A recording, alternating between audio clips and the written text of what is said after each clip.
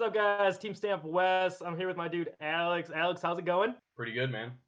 Awesome. As you guys can see, it's just the two of us, and we are coming in with a little talk today about 4 reasons that we think Paul McBeth is the best player in the world.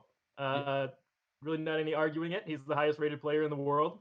So we're going to kick it off with our first topic, and that is just experience. Yeah, So, I mean, the guy has been playing forever. yeah. I think his first tournament win was back in 2006, but he's been playing for even longer than that.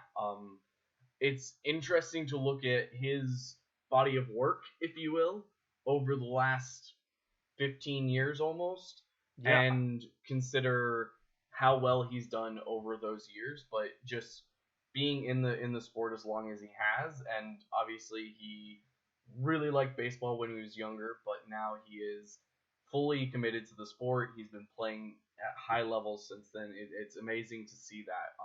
There are people who have been playing longer, but I think the big thing for him is how long he has been at the top of the game. Yeah, you talked about his first win in 2006. His first tournament was in 2005. We've heard him talk in interviews about having played before that, even kind of getting his feet wet and learning the game before he got into the tournament scene a little bit. And like you said, just his dominance for so long. It's cool to see Brody Smith coming into the sport and seeing what a really high level athlete can achieve in a short period of time. But then to see what Paul's done for such a long period of time is just really incredible. So he's got experience on his side, especially when you look at how many times he's played some of these tournaments and the knowledge that he's gained learning his way around these courses and stuff. So our first thing, experience. Awesome. And the second one, I think this is one of those things that is really prevalent in today's game, and that's the fact that he has all of the shots. All of them. Yeah, it's wild because you'll hear about certain players who are really focused on a forehand or really focused on a backhand. That's not really a story you get out of this guy. No, he's got the big forehand. He's got the touch forehand. He's got, he's been struggling a little bit, he said, with the turnover shots this year due to his injury. But looking over his career, has had the turnover shots, has the big power hyzer. He's not a lanky or a big frame guy like some of the other long distance throwers, but he still throws as far as those guys. And I got to watch him play at the CCR Open last year, and he even threw an overhand. Like I haven't seen him throw an overhand the entire year. He busts out an overhand and it lands him a birdie. Like, what? Yeah, and I mean it's come up recently because with Brody Smith trying to kind of adapt some of his game from Ultimate into the sport.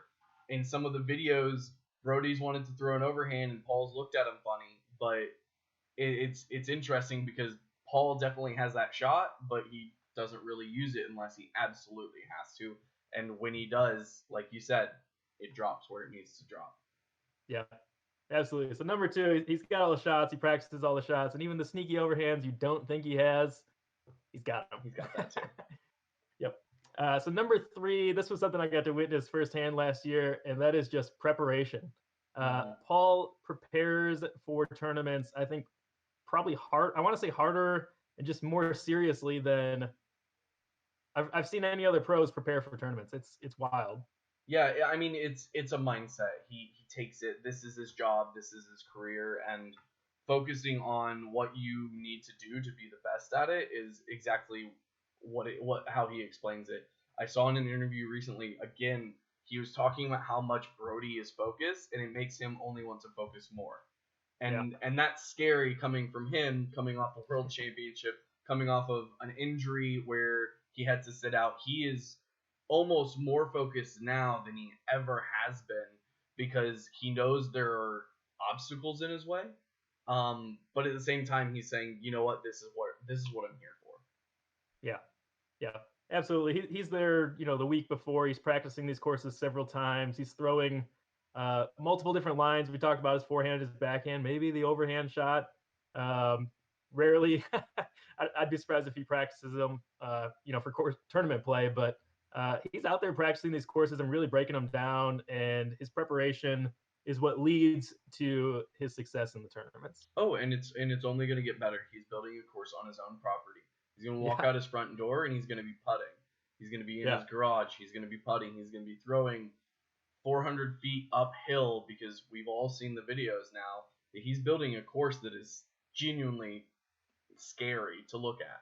So he's going to be preparing even more. So that was the third thing, right? Number 3. Yep. The last thing, the fourth thing, and this is something that's unique to him, it's that McBeast mentality. It's the fact that he shows up and he hits the biggest putts, he throws the biggest shots, and he does it all without a glint of smile, right? He's focused, he's in the zone.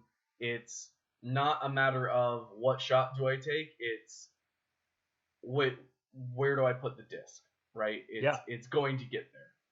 Yeah, and again, touching back on he's got all the shots. I mean, he doesn't fear any shot either, is the crazy part. You know, if the shot calls for a big hyzer, he's throwing the big hyzer. If it calls for a big flex forehand, like, he's throwing the big flex forehand. And, you know, he's certainly smart about it. He's breaking down these holes, and he knows what he needs to do to chase a birdie on, you know, just about every single hole. But, you know, just not being afraid of any putt. You know, he's got to make a 60-footer uphill for par, and he's draining him. It's crazy that he just really doesn't have any nerves or qualms about these big shots. And, you know, I think a lot of pros don't fear the big shots, but the ability to execute them under pressure is, I think, really what the McBeast mentality comes down to. And, you know, being able to execute those shots, to make the big putts, to get birdies, and that's what gets him wins. And that's number 4 for us. So the fourth one is McBeast mentality. Again, it's the experience that he has, it's the shots that he has, the preparation he does, and then that McBeast mentality. It's the fact that nothing can get in his way.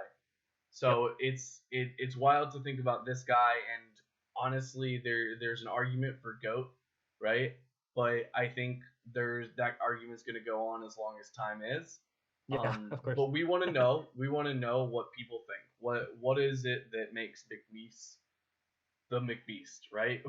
Yep. How does Paul McBeth stack up all time, but also how does he stack up right now? Yeah, comment down below what you think makes Paul the best player in the world, whether it's one of our 4 ideas or one of your own. Be sure to give the video a thumbs up. Be sure to subscribe. We'll have more interviews and content coming for you guys throughout the year. And at the end of the day, Alex, you only got to do one thing. What is it? Make that putt.